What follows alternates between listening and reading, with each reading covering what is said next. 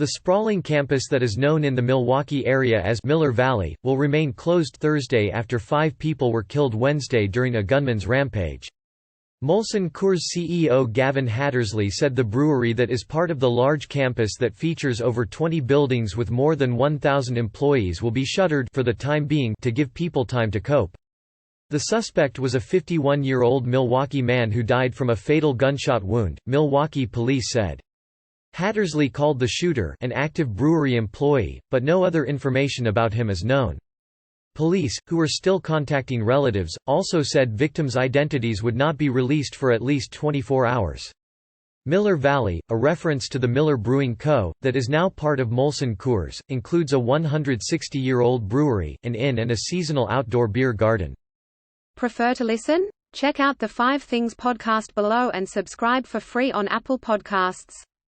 Thursday marks the first full day Vice President Mike Pence will lead the Trump administration's response to the coronavirus outbreak amid the spotlight on his previous handling of a major health crisis. President Donald Trump, who suggested 2 weeks ago that the threat would go away once temperatures warmed in April, has been criticized by lawmakers who say the administration isn't doing enough to prepare for a possible U.S. outbreak that has spawned more than 80,000 cases around the world, including 59 confirmed cases in the U.S. Meanwhile, critics have faulted Pence for what they call his slow and inadequate response to the nation's first HIV outbreak linked to the injection of oral painkillers in 2015. Pence initially opposed allowing a clean needle exchange that health officials advocated to slowing the spread of infection.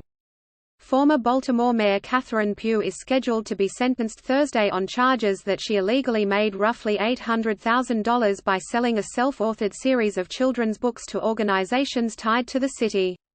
Pugh, 69, resigned under pressure in May after it was revealed that her Healthy Holly books were sold to various nonprofits and foundations with which the city and Maryland did business.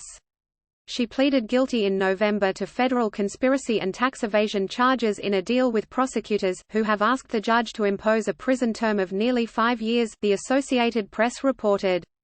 NFL draft hopefuls will try to dazzle prospective teams with their athletic prowess as on-field workouts begin at the NFL Scouting Combine in Indianapolis. From Thursday through Sunday, players will run the 40-yard dash and a variety of drills under the eagle eyes of NFL scouts and TV cameras. The NFL Network will air the workouts from 4 to 11 p.m. Eastern Time. The on-field testing, along with medical evaluations, team interviews and media sessions done earlier, play a key role in the 32 teams' evaluations of prospects.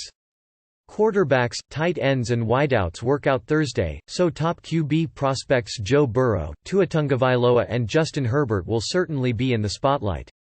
The ongoing legal battle involving a Massachusetts gas company and explosion victims will resume Thursday as a class action settlement will go before a judge for approval.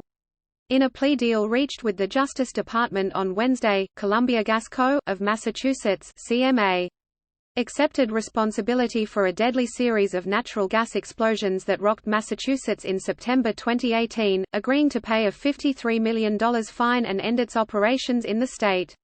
The gas explosions, caused by overpressurized pipes underground, killed 1, injured 22 and damaged more than 100 homes and buildings in the Merrimack Valley communities of Lawrence, Andover and North Andover.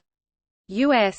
Attorney Andrew Lelling said the criminal fine is by far the largest under the 1960s-era Federal Pipeline Safety Act.